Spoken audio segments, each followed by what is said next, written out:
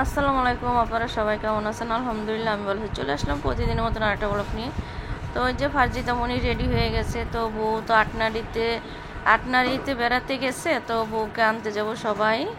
তো ঢাকায় যাব, মেয়ের ফুবুর বাড়িতে আটনাড়ির দাওয়াত আজকে। বউ গেছে 8 দিন হয়ে গেছে, তো সেই জন্য আমরা সবাই যাচ্ছি। তো ভাবি যাবে না, মা একটু অসুস্থ থেকে ভাবি যাবে না। তো আমরা এমনি বড়াপা ফ্যামিলি সবাই, আর আমরা আমাদের এই যে কয়েকজন আমরা গিয়ে বউকে নিয়ে আসবো। তো এই যে সবাই রেডি হয়ে গেছি। তো ভিডিওটা আমার কয়েকদিন আগে বানানো ছিল, তো সেই জন্য আপনাদের সাথে শেয়ার করতে পারি নাই। এখন ভয়েস দিচ্ছি। আর অনেক শব্দ ছিল, পাশে বিল্ডিংয়ের কাজ চলে, আপনারা তো সবাই জানেন। এই শব্দের জন্য ভিডিওতে অনেক শব্দ আসে।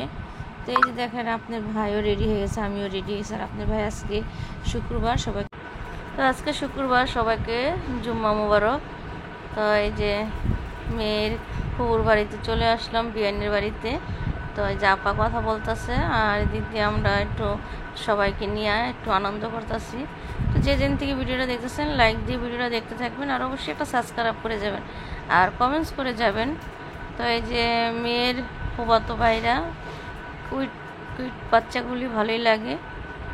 তো সবাইকে অনেক অনেক ভালোবাসা ও দোয়া। আর আমার নতুন বউ আর সাকিবের জন্য সবাই দোয়া করবেন, ওদের জন্য সুন্দর জীবন সুন্দরভাবে কাটায়, এভাবে দোয়া করে যাবেন। আর এই যে সাকিবে ভার্সিটি করে ও চলে আসছে, ওর ভার্সিটি খুলে গেছে, তো ভার্সিটি করে। তো এদিক দিয়ে আমরা সবাই খেতে বসলাম। তো আপা আমাদের সবাইকে বেড়ে দিতে আসছে, আর ওদিক দিয়ে বিয়েরা খেতে বসছে। তো প্রচুর গরম ছিল, তো আমি আপাকে বলি, আপা ভিতরেই বসি, ভিতরের রুমে বসি, ভিতরের রুমে খেতে বসি সবাই একসাথে। তো বউকে নিয়ে বাসায় চলে আসতেছি। তো বউ অনেক দিন হয়ে গেছে বেড়াইতে আসছে, ভালো লাগে না।